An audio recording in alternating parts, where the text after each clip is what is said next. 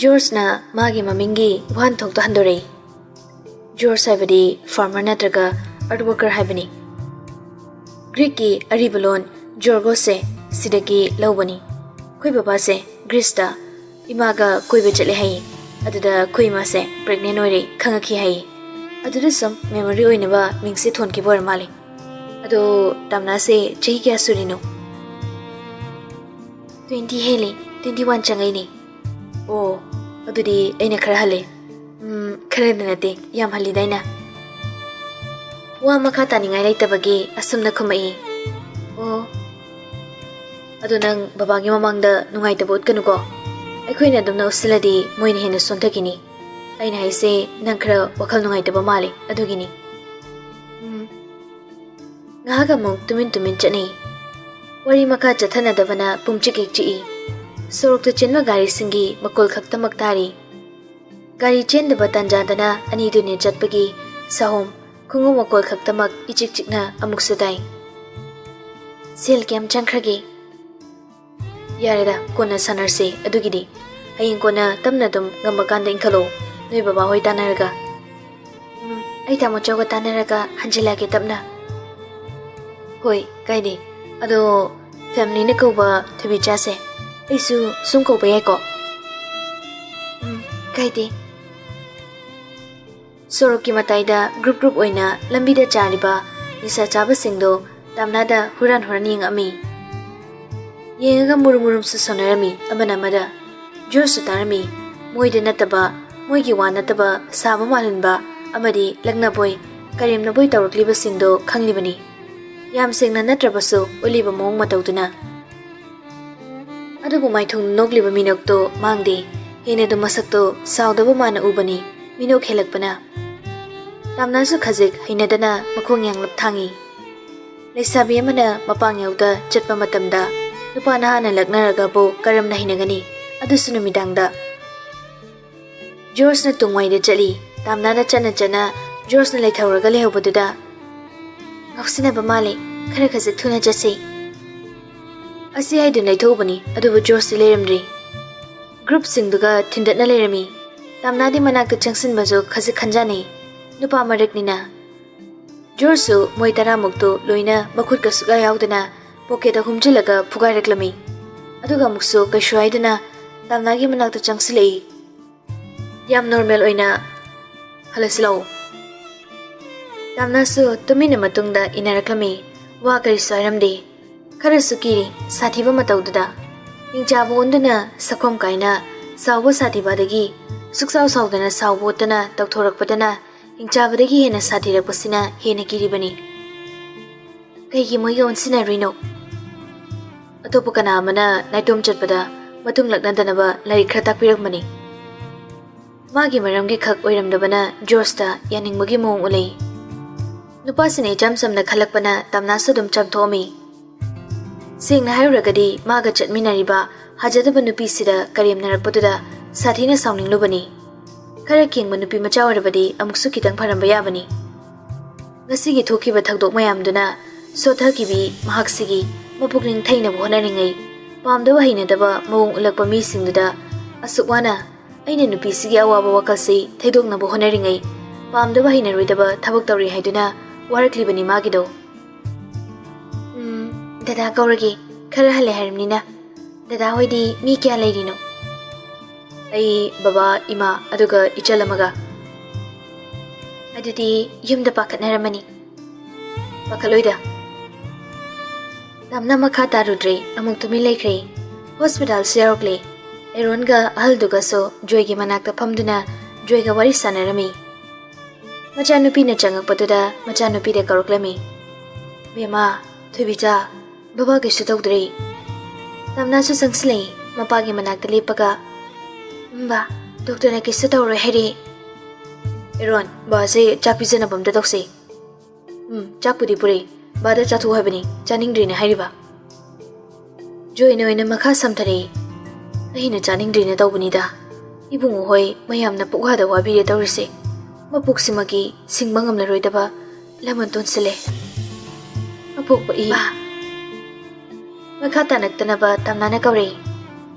ꯃꯆꯥꯅꯨꯄꯤꯅ ꯀꯧꯔꯛꯂꯤꯕꯗꯨꯗ ꯈꯪꯂꯝꯃꯤ ꯑꯗꯨꯃꯛ ꯏꯃꯨꯡꯒꯤ ꯄꯔꯁꯣꯅꯦꯜ ꯋꯥꯔꯤꯗꯣ ꯑꯇꯣꯞꯄꯗ ꯈꯪꯍꯟꯅꯤꯡꯗꯕꯅꯤ꯫ ꯖꯣꯏ ꯀꯞꯅꯤꯡꯕꯗꯨꯁꯨ ꯈꯪꯂꯛꯈ꯭ꯔꯦ, ꯇꯨꯃꯤꯟ ꯂꯩꯈꯤ꯫ ꯆꯥꯛꯁꯦ ꯈꯖꯤꯛ ꯆꯥꯊꯣꯛꯑꯁꯤꯕ, ꯉꯥꯏꯍꯥꯛ ꯂꯩꯔꯒꯗꯤ ꯏꯪꯈ꯭ꯔꯅꯤꯌꯦ, ꯏꯪꯉꯗꯤ ꯑꯃꯨꯛ ꯍꯥꯎꯔꯔꯣꯏꯌꯦ꯫ ꯆꯥꯛ ꯊꯝꯃꯤꯗꯨꯒꯤ ꯃꯅꯥꯛꯇ ꯆꯪꯁꯤꯜꯂꯒ ꯃꯈꯨꯠ ꯍꯥꯝꯗꯨꯅ ꯑꯃꯨꯛ ꯆꯥꯛ ꯈꯔ ꯀꯣꯊꯔꯒ ꯏꯟꯁꯥꯡ ꯌꯦꯟ ꯀꯥꯡꯁꯣꯏꯗꯨ ꯇꯣꯠꯂꯒ ꯃꯄꯥꯒꯤ ꯕꯦꯠ ꯃꯆꯤꯗꯨꯗ ꯐꯝꯊꯔꯒ ꯏꯜꯂꯛꯑꯝꯃꯤ꯫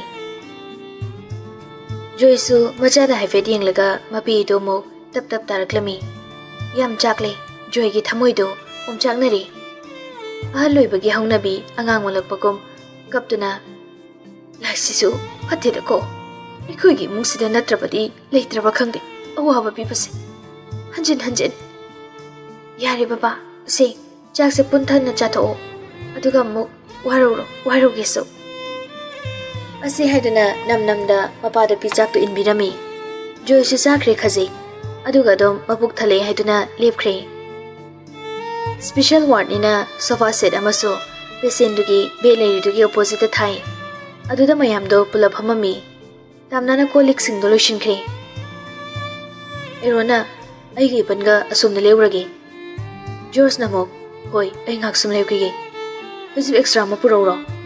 ꯂꯥꯛꯑꯣ, ꯑꯩꯒ ꯆꯠꯂꯒ ꯂꯧꯔꯁꯤ꯫ ꯕꯥ, ꯉꯥꯏꯍꯥꯛꯇ ꯄꯣꯊꯥꯕꯤꯔꯝꯃꯣ, ꯑꯩ ꯊꯣꯏꯕꯤꯆꯥꯒꯤ ꯐꯩꯖꯨꯞ ꯃꯆꯥ ꯑꯃꯇ ꯂꯧꯕꯤꯔꯛꯀꯦ꯫ ꯍꯣꯏ ꯏꯕꯨꯡꯉꯣ꯫ ꯖꯣꯔꯖꯁꯨ ꯃꯔꯤ ꯊꯣꯛꯈ꯭ꯔꯦ꯫ ꯇꯥꯝꯅꯥꯁꯨ ꯔꯦꯁ ꯔꯨꯝꯗꯒꯤ ꯍꯜꯂꯛꯑꯒ ꯃꯈꯨꯠ ꯃꯁꯥ ꯍꯥꯝꯗꯣꯛꯑꯒ ꯁꯣꯐꯥꯗꯨꯗ ꯆꯪꯉꯛꯇꯨꯅ ꯐꯝꯃꯤ꯫ ꯕꯥ, ꯑꯇꯩꯗꯤ? ꯉꯥꯏꯍꯥꯛ ꯄꯣꯊꯥꯅꯕ ꯆꯪꯈ꯭ꯔꯤ, ꯅꯪꯁꯨ ꯉꯥꯏꯍꯥꯛ ꯄꯣꯊꯥꯔꯣ꯫ ꯍꯣꯏ꯫ ꯑꯁꯨꯝꯅ ꯁꯣꯐꯥꯗꯨꯗ ꯐꯝꯃꯒ ꯉꯥꯏꯍꯥꯛ ꯁꯨꯝ ꯂꯩꯔꯝꯃꯤ, ꯋꯥꯈꯜ ꯀꯌꯥꯁꯨ ꯈꯜꯂꯤꯕꯅꯤ꯫ ꯏꯪꯕꯒ ꯃꯈꯣꯡꯗꯨ ꯄꯨꯂꯞꯅ ꯁꯣꯐꯥꯗ ꯊꯥꯡꯒꯠꯂꯒ ꯉꯥꯊꯔꯞ ꯇꯧꯅ ꯂꯩꯔꯝꯃꯤ꯫ ꯕꯥꯁꯨ ꯋꯥꯔꯦ, ꯏꯃꯥꯒ ꯕꯕꯥꯒꯅ ꯑꯁꯨꯛ ꯋꯥꯅ ꯂꯩꯔꯤꯕꯁꯦ ꯑꯩ ꯈꯛꯀꯤ ꯃꯔꯝꯒꯤꯅꯤꯀꯣ꯫ ꯀꯩꯒꯤꯅꯣ ꯑꯩꯅ ꯃꯌꯥꯝꯒꯤ ꯃꯊꯥ ꯁꯥꯅꯕ ꯄꯣꯛꯑꯝꯃꯤꯁꯦ? ꯕꯕꯥꯅ ꯀꯞꯄꯁꯨ ꯑꯩꯒꯤ ꯃꯔꯝꯒꯤ, ꯇꯥꯃꯣꯆꯧꯅ ꯌꯨꯝ ꯊꯥꯗꯣꯛꯈꯤꯕꯁꯨ ꯑꯩꯒꯤ ꯃꯔꯝꯒꯤ, ꯂꯩꯀꯥꯏ ꯃꯤꯌꯥꯝꯒꯤ ꯃꯤꯠꯌꯦꯡꯐꯝ ꯑꯣꯏꯍꯟꯕꯁꯨ ꯑꯩꯒꯤ ꯃꯔꯝꯒꯤ꯫ ꯄꯨꯝꯅꯃꯛꯁꯦ ꯑꯩꯒꯤ ꯃꯔꯝꯅꯅꯤ ꯍꯥꯏꯅ ꯈꯜꯂꯛꯄ ꯃꯤꯀꯨꯞꯇ ꯑꯩ ꯁꯤꯅꯤ, ꯑꯗꯨꯕꯨ ꯁꯤꯕꯗꯤ ꯉꯝꯗꯦ꯫ ꯉꯥꯏꯍꯥꯛ ꯈꯜꯂꯝꯃꯤ, ꯈꯟꯕꯗ ꯋꯥꯔꯕ ꯍꯟꯖꯤꯟꯅꯗꯨꯃꯛ ꯈꯟꯗꯨꯅ ꯂꯩꯔꯤꯕ ꯋꯥꯈꯜ ꯃꯍꯥꯛꯇꯣ ꯎꯏꯊꯈ꯭ꯔꯦ ꯑꯃꯨꯛ, ꯈꯖꯤꯛꯇꯒꯤ ꯇꯨꯝꯊꯈ꯭ꯔꯦ, ꯁꯨꯝꯕꯤꯈ꯭ꯔꯦ, ꯑꯍꯤꯡ ꯃꯍꯥꯛꯅ ꯄꯣꯊꯥꯍꯟꯈ꯭ꯔꯦ꯫ ꯑꯍꯤꯡ ꯂꯥꯏꯔꯦꯝꯕꯤꯅꯕꯨ ꯅꯥꯎꯁꯨꯝ ꯏꯁꯩ ꯁꯛꯂꯛꯂꯕꯗ ꯀꯔꯝꯕ ꯖꯤꯕ ꯄꯥꯟꯕ ꯑꯃꯅ ꯅꯤꯟꯗ꯭ꯔꯥ ꯂꯥꯏꯔꯦꯝꯕꯤ ꯃꯍꯥꯛ ꯂꯥꯛꯇ꯭ꯔꯤ ꯍꯥꯏꯕ ꯉꯝꯒꯅꯤ? ꯐꯅ ꯋꯥꯔꯕꯁꯨ ꯐꯅ ꯄꯣꯊꯥꯕ ꯐꯪꯗ꯭ꯔꯕꯁꯨ ꯑꯗꯨꯃꯛ ꯁꯨꯝꯈ꯭ꯔꯦ꯫ ꯕ꯭ꯂꯥꯡꯀꯦꯠ ꯃꯆꯥ ꯑꯃ ꯄꯥꯏꯗꯨꯅ ꯆꯪꯉꯛꯄ ꯖꯣꯔꯖꯇꯨ ꯇꯥꯝꯂꯥꯅ ꯇꯨꯝꯂꯤꯗꯨꯗ ꯆꯪꯁꯤꯜꯂꯛꯇꯨꯅ ꯇꯞꯅ, ꯌꯥꯝ ꯏꯪꯅ, ꯌꯥꯝꯅꯁꯨ ꯅꯨꯡꯁꯤꯅ ꯌꯦꯡꯂꯝꯃꯤ꯫ ꯐꯩꯖꯨꯞꯇꯨ ꯇꯞꯂꯞꯅ ꯑꯃꯨꯛ ꯁꯨꯞꯆꯟꯕꯤꯔꯦ, ꯃꯈꯣꯜ ꯊꯣꯛꯍꯟꯗ꯫ ꯁꯨꯞꯆꯟꯕꯤꯔꯝꯂꯒ ꯑꯃꯨꯛ ꯉꯥꯏꯍꯥꯛ ꯌꯦꯡꯉꯝꯃꯤ꯫ ꯌꯦꯡꯂꯣꯏꯒꯦ ꯈꯟꯕꯅꯤ, ꯃꯇꯥꯡ ꯆꯥꯗꯦ ꯈꯟꯕꯅꯤ, ꯑꯗꯨꯕꯨ ꯉꯝꯗꯦ, ꯌꯦꯡꯅꯤꯡꯉꯦ ꯑꯗꯨꯃꯛ꯫ ꯃꯤꯀꯨꯞ ꯑꯃꯇꯪ ꯑꯣꯏꯔꯕꯁꯨ ꯌꯦꯡꯖꯅꯕꯒꯤ ꯇꯟꯖꯥ ꯈꯖꯤꯛ ꯐꯪꯕꯗ ꯑꯗꯨꯝ ꯌꯦꯡꯅꯤꯡꯉꯤ, ꯂꯦꯝꯅ ꯊꯥꯅꯤꯡꯗꯕꯅꯤ꯫ ꯇꯝꯅꯥꯅ ꯌꯥꯎꯋꯜꯂꯛꯄꯗ ꯑꯃꯨꯛ ꯇꯨꯃꯤꯟꯅ ꯊꯣꯛꯂꯛꯏ ꯔꯨꯝꯗꯨꯗꯒꯤ꯫ ꯍꯣꯁꯄꯤꯇꯥꯜꯒꯤ ꯃꯄꯥꯟꯗ ꯊꯣꯛꯂꯛꯇꯨꯅ ꯑꯃꯨꯛ ꯃꯥꯒꯤ ꯒꯥꯔꯤꯗ ꯀꯥꯈꯠꯂꯔꯤ꯫ ꯃꯥꯏꯊꯣꯡꯒꯤ ꯅꯣꯛꯃꯤ ꯇꯧꯕ ꯃꯁꯛꯁꯨ ꯃꯥꯡꯗ꯭ꯔꯤ꯫ ꯉꯔꯥꯡꯈꯛ ꯊꯦꯡꯅꯕꯤ ꯃꯍꯥꯛꯀꯤ ꯁꯛꯇꯝꯅ ꯁꯨꯝꯍꯜꯂꯤꯉꯩ, ꯋꯥꯉꯥꯡꯅ ꯑꯃꯨꯛ ꯃꯐꯝ ꯈꯪꯗꯕ ꯋꯥꯈꯜꯒꯤ ꯇꯥꯏꯕꯪ ꯑꯃꯗ ꯃꯈꯨꯠ ꯄꯥꯏꯗꯨꯅ ꯂꯥꯛꯇꯅꯁꯨ ꯆꯤꯡꯕꯤꯔꯦ ꯅꯨꯄꯥꯁꯤ꯫ ꯊꯃꯣꯏꯗ ꯄꯥꯝꯖꯅ ꯍꯥꯞꯅꯤꯡꯉꯛꯄ ꯊꯃꯣꯏꯒꯤꯁꯨ ꯃꯄꯨ ꯑꯣꯏꯍꯟꯅꯤꯡꯕꯤ ꯀꯅꯥ ꯑꯃꯁꯨ ꯑꯣꯏꯈ꯭ꯔꯦ ꯇꯥꯝꯅꯥꯅ ꯃꯥꯒꯤꯗꯤ꯫ ꯀꯩꯒꯤꯅꯣ ꯑꯩꯒꯤ ꯄꯨꯟꯁꯤꯁꯤꯗ ꯅꯪꯅ ꯌꯥꯝꯅ ꯊꯦꯡꯅ ꯂꯥꯛꯏꯁꯦ? ꯄꯨꯟꯁꯤꯗ ꯁꯤꯒꯨꯝꯕ ꯏꯍꯨꯜꯁꯦ ꯑꯩ ꯐꯥꯎꯔꯛꯀꯅꯤ ꯊꯥꯖꯔꯨꯗꯦ꯫ ꯅꯣꯚꯦꯜꯗ, ꯋꯥꯔꯤꯗ ꯍꯦꯔꯣꯅ ꯍꯦꯔꯣꯏꯟꯅꯤ ꯄꯥꯝꯖꯕ, ꯉꯥꯎꯖꯕ ꯑꯃꯗꯤ ꯅꯨꯡꯁꯤꯕꯒꯤ ꯁꯩꯊꯥꯕꯗ ꯑꯣꯏꯔꯣꯏꯗꯕ ꯋꯥꯔꯤꯅꯤ ꯍꯥꯏꯗꯅ ꯄꯨꯛꯂꯤ ꯄꯥꯏꯔꯒ ꯅꯣꯛꯎꯕꯁꯦ ꯍꯧꯖꯤꯛꯇꯗ ꯈꯪꯉꯤ, ꯁꯩꯊꯥꯔꯤꯕ ꯈꯨꯗꯤꯡꯃꯛ ꯑꯣꯏꯗꯕ ꯍꯩꯖꯤꯟꯕ ꯅꯠꯇꯦ, ꯑꯁꯦꯡꯕ ꯉꯥꯛꯇꯅꯤ ꯍꯥꯏꯕ꯫ ꯑꯁꯨꯛ ꯁꯥꯡꯕ ꯄꯨꯟꯁꯤꯁꯦ ꯑꯩ ꯃꯤꯠ ꯌꯥꯝ ꯉꯧꯔꯒ ꯂꯥꯛꯈꯤ꯫ ꯅꯨꯄꯤ ꯀꯌꯥꯅꯤ ꯑꯩꯅ ꯂꯣꯏꯅꯔꯛꯄ, ꯃꯇꯦꯛ ꯈꯔ ꯂꯣꯏꯅꯔꯝꯂꯒ ꯑꯗꯨꯝ ꯂꯥꯞꯅꯈꯤ꯫ ꯅꯣꯡꯃ ꯄꯨꯟꯈꯤꯕ ꯅꯨꯄꯤꯅꯤ ꯍꯟꯖꯤꯟꯅ ꯌꯦꯡꯅꯤꯡꯂꯨꯗꯦ꯫ ꯑꯗꯨꯕꯨ ꯉꯁꯤꯗꯤ ꯑꯩꯅ ꯇꯧꯔꯤꯕ ꯈꯨꯗꯤꯡꯃꯛꯁꯦ ꯌꯥꯝꯅ ꯂꯥꯟꯕ ꯊꯕꯛ ꯑꯃ ꯇꯧꯈꯤꯕꯒꯨꯝ ꯏꯁꯥ ꯏꯇꯣꯝꯗ ꯌꯥꯝ ꯂꯩꯇꯥꯗꯦ꯫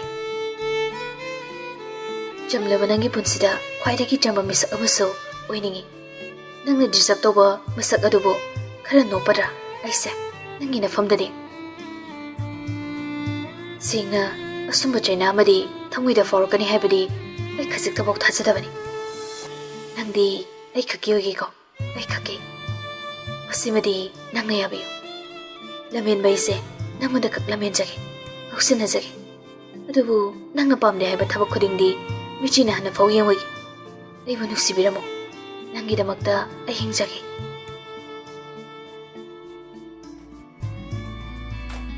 ꯑꯌꯨꯛ ꯑꯉꯟꯕꯅꯤ ꯌꯥꯝꯅ ꯉꯟꯕ ꯑꯌꯨꯛꯅꯤ ꯀꯣꯔꯧꯃꯥꯅ ꯈꯤꯇꯪ ꯂꯤꯈꯠꯂꯛꯄ ꯃꯇꯝꯅꯤ ꯇꯥꯝꯅꯥꯁꯨ ꯃꯦꯀꯞ ꯊꯣꯛꯂꯛꯏ ꯃꯃꯤꯠ ꯁꯤꯡꯗꯕꯒꯤ ꯅꯣꯏꯗꯨꯅ ꯁꯤꯡꯍꯜꯂꯝꯃꯤ ꯍꯧꯒꯠꯂꯛꯏ ꯇꯞꯅ ꯕ꯭ꯂꯥꯡꯀꯦꯠꯇꯨ ꯁꯨꯞꯄꯒ ꯂꯩꯔꯝꯕꯗꯨ ꯎꯕꯗ ꯑꯃꯨꯛ ꯉꯪꯅ ꯃꯄꯥꯟꯔꯣꯝꯗ ꯌꯦꯡꯉꯝꯃꯤ ꯖꯣꯏꯗꯤ ꯇꯨꯝꯃꯝꯃꯤ ꯍꯧꯒꯠꯂꯝꯗꯦ ꯄꯤꯛꯇꯛꯅ ꯊꯨꯞꯆꯜꯂꯝꯃꯒ ꯊꯅꯝꯂꯦ ꯔꯦꯁꯔꯨꯝ ꯃꯆꯥ ꯑꯃ ꯍꯥꯞꯄꯤꯗꯨꯗ ꯆꯪꯉꯛꯄꯗ ꯀꯣꯜꯒꯦꯠ ꯕ꯭ꯔꯁ ꯂꯣꯏꯅ ꯂꯩꯔꯝꯃꯤ ꯍꯩꯃꯥ ꯁ꯭ꯄꯦꯁꯦꯜ ꯋꯥꯔꯗꯁꯤꯗꯕꯨ ꯀꯣꯜꯒꯦꯠ ꯕ꯭ꯔꯁꯀꯁꯤ ꯐꯖꯅ ꯊꯝꯃꯥꯜꯂꯦꯅꯤ ꯃꯅꯤꯄꯨꯔꯒꯤ ꯍꯣꯁꯄꯤꯇꯥꯜꯁꯤꯗꯤ ꯍꯣꯇꯦꯜ ꯑꯆꯧꯕꯒ ꯆꯞ ꯃꯥꯟꯅꯔꯖꯥꯅꯤꯗꯅ ꯕ꯭ꯔꯁꯇꯣ ꯑꯃꯨꯛ ꯇꯧꯊꯣꯛꯏ ꯉꯛꯄ ꯐꯥꯎꯕꯒꯤ ꯃꯤꯠꯌꯦꯡꯗꯨꯗꯤ ꯃꯥꯡꯗ꯭ꯔꯤ ꯃꯃꯥꯏ ꯃꯃꯤꯠ ꯇꯥꯊꯣꯛꯑꯒ ꯊꯣꯛꯂꯛꯄꯗ ꯕ꯭ꯔꯦꯛꯐꯥꯁ ꯑꯃꯨꯛ ꯄꯨꯔꯛꯂꯝꯃꯤ ꯑꯦꯔꯣꯟꯅ ꯇꯝꯅ ꯃꯊꯟꯇ ꯈꯜꯂꯤ ꯀꯔꯤ ꯃꯤꯁꯤꯡꯅꯣ ꯀꯤꯕ ꯑꯃ ꯌꯥꯎꯔꯤ ꯑꯦꯔꯣꯟꯅ ꯕ꯭ꯔꯦꯛꯐꯥꯁ ꯇꯧꯊꯣꯛꯑꯁꯦ ꯇꯝꯅ ꯑꯧ ꯗꯣꯛꯇꯔꯁꯨ ꯎꯅꯔꯕꯅꯤ ꯍꯧꯖꯤꯛ ꯆꯠꯄ ꯌꯥꯔꯅꯤ ꯍꯥꯏꯔꯤ ꯆꯦꯛꯇꯤ ꯊꯥ ꯑꯃꯒ ꯂꯩꯔꯒ ꯂꯥꯛꯇꯕ ꯌꯥꯔꯣꯏꯅ ꯍꯥꯏꯔꯤ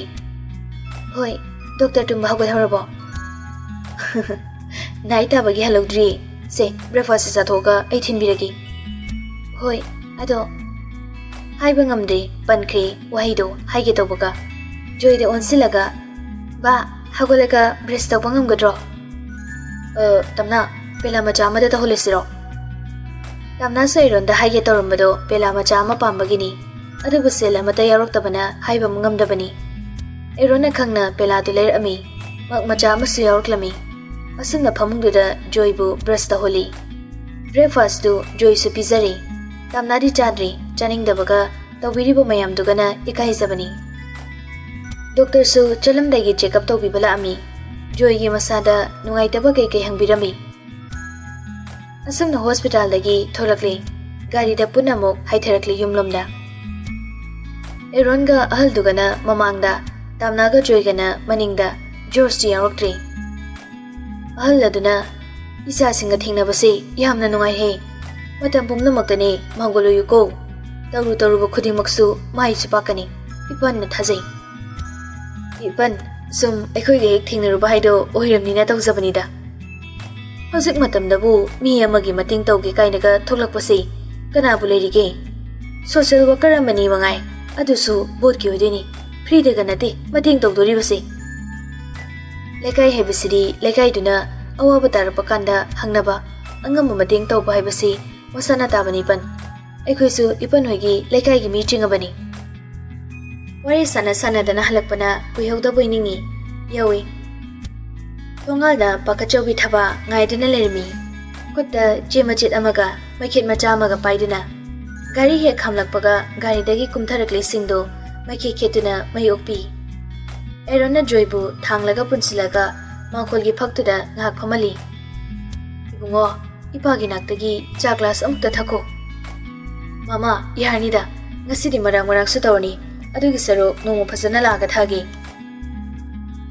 ꯑꯍꯜ ꯑꯗꯨꯅ ꯑꯃꯨꯛ ꯐꯔꯦ ꯑꯩꯁꯨ ꯌꯨꯝ ꯐꯥꯎꯗ ꯌꯧꯔꯨꯈꯤꯒꯦꯀꯣ ꯖꯣꯏꯅ ꯍꯣꯏ ꯇꯥꯃꯣꯁꯨ ꯄꯧꯋꯥ ꯋꯥꯕꯤꯔꯦ ꯀꯥꯏꯗꯦ ꯂꯩꯃꯤꯟꯅꯕ ꯍꯥꯏꯕꯁꯤꯗꯤꯅꯦ ꯑꯃꯅ ꯑꯃꯒꯤ ꯃꯇꯦꯡ ꯇꯧꯅꯗꯧꯅꯤ ꯑꯩ ꯊꯣꯛꯑꯦꯀꯣ ꯑꯍꯜ ꯑꯗꯨꯁꯨ ꯍꯟꯈ꯭ꯔꯦ ꯑꯦꯔꯣꯟꯅ ꯃꯃꯥ ꯏꯅꯦ ꯑꯩꯁꯨ ꯊꯣꯛꯈ꯭ꯔꯒꯦ ꯑꯋꯥꯠ ꯑꯄꯥ ꯂꯩꯔꯁꯨ ꯑꯗꯨꯝ ꯍꯥꯏꯕꯤꯔꯛꯑꯣ ꯇꯥꯊꯣꯛ ꯇꯥꯁꯤꯟ ꯑꯗꯨꯝ ꯇꯧꯅꯁꯤ ꯏꯕꯨꯡꯉꯣ ꯏꯃꯥ ꯇꯦꯟꯊꯣꯛꯀꯦ ꯌꯥꯔꯅꯤ ꯏꯅꯦ ꯑꯩ ꯁꯨꯝ ꯊꯣꯛꯈ꯭ꯔꯒꯦ ꯑꯦꯔꯣꯟꯗꯣ ꯊꯣꯛꯈ꯭ꯔꯦ ꯇꯝꯅꯥꯁꯨ ꯃꯄꯥꯒꯤ ꯃꯅꯥꯛꯇ ꯐꯝꯂꯤ ꯉꯁꯤꯗꯤ ꯃꯤ ꯈꯔ ꯇꯤꯜꯂꯔꯤ ꯖꯣꯏꯒꯤ ꯌꯨꯝꯗꯣ ꯖꯣꯏ ꯄꯨꯊꯔꯛꯄꯅ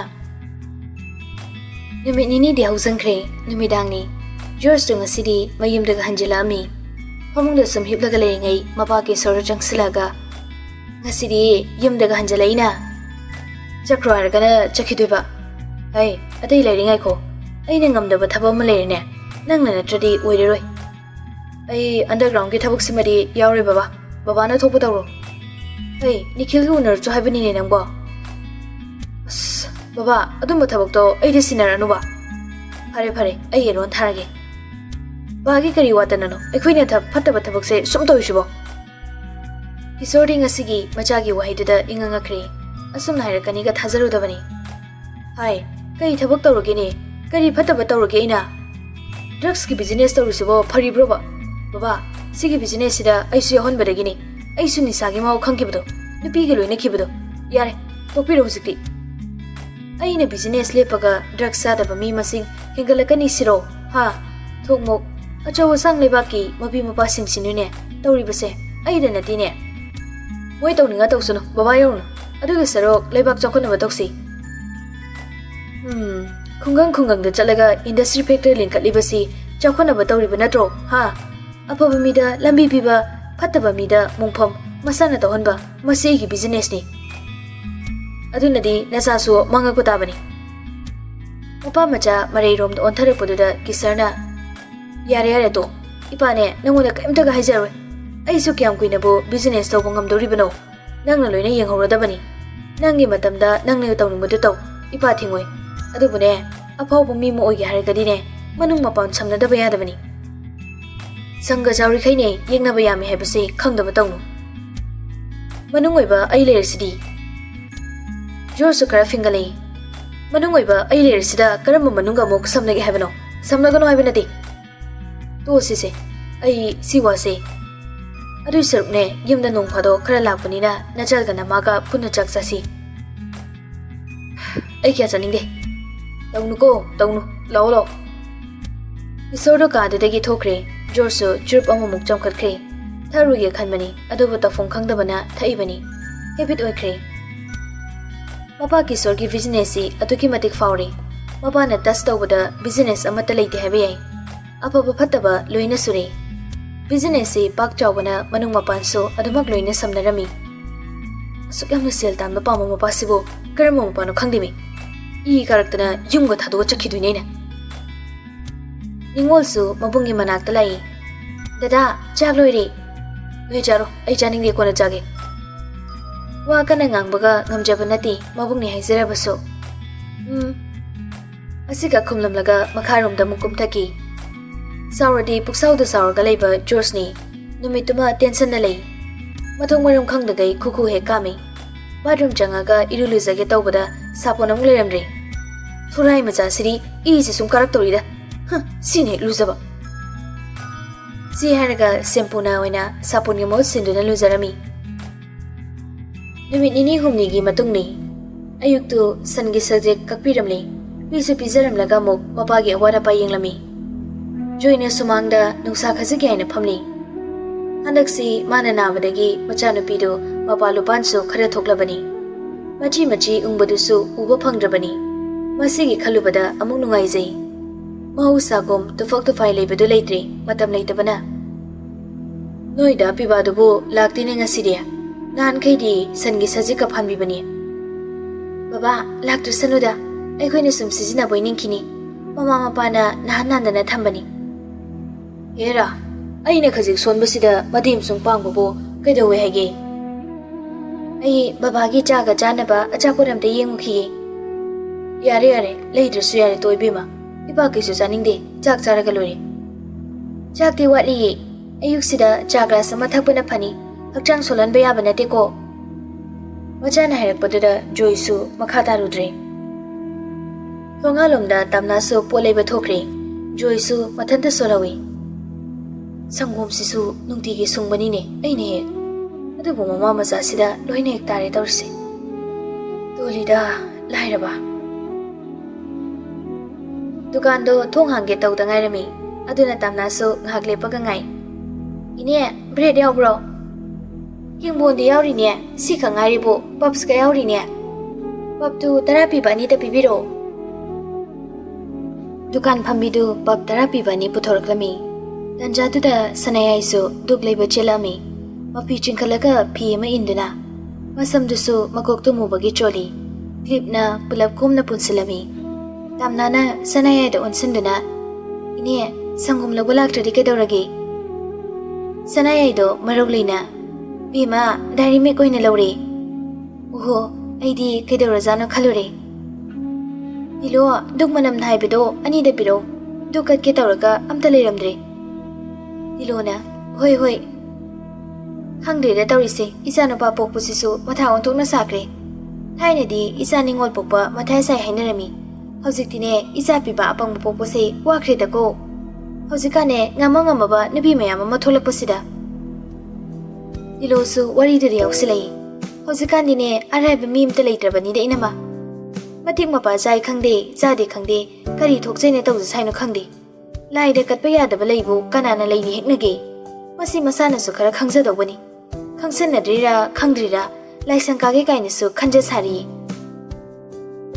wo leiba loiraga tholakpa tamna thanglam khongthang do chaplepi kajikamuk matindo amutang yolaga sordu su sauna amutang sangna hondoga tamna chakre dukan phambido tamna da muging sanayai da muging tawri mari wari da yawruba su icham chamna yawrubani sanayai di tamna leibaduda haiba oiramli ina makaino taraga nungai ba hona deda taraga ne isa sila naksilakra di phadawni ai nungai phomga leite ko leite haisini kadai duk to piro andak de tamna so kitang mamit ngangsilai masa matom dam su haijai aina magi macha se phaba sungai ne khangde isa se pungwang he manga bani lekai gi secretary ni na moina khara chinthok jinjin tawbi bani ina ma hene su khalunu da moina khara yingsin bidadi kanani yingsin bini ilo nangna ne khangwai maram chasiga ne mawana ninga kana nupi khaina khraga nupi sikraba nupi cheluraga pinadaba nupa thiyudana adudi nati aige cha pakhang sida iranga tawradana ilo de tumin lekre makha tarudre duktu sanayai na pirami sanayai sulupa kun thadaramadaga adumak chakre Tunggal yauri kongthong hangduna changi kongthong manung he kansilakpaga makol tokta phajinana kaphauri wajau kapchau mapap chen bi oina pokpa nangdi wajau nangna kaptana kanana kapani ge ai mapoksida laman khumli bana haksu harau naning thunglam nani kayam kuina ai bu sumaina khangko hairino khwai de ki su toima honbi si boy ge iralo Kuina kapti mapido mo makut anina yamna singna irik macha mapok khaklamda teithuknaba kana mamaidu da nan thomi makuna teithukpada sangpata bana furit machi chingkhalaga muksu teithoi migi iringna khitang choliba makuttu so faigan mapada thangtaduna sasanan thoga teithoi bonthongdo thangjilamgi haina khanglai leithorakpada mo kangpre khangna machin dhari kaino khangi he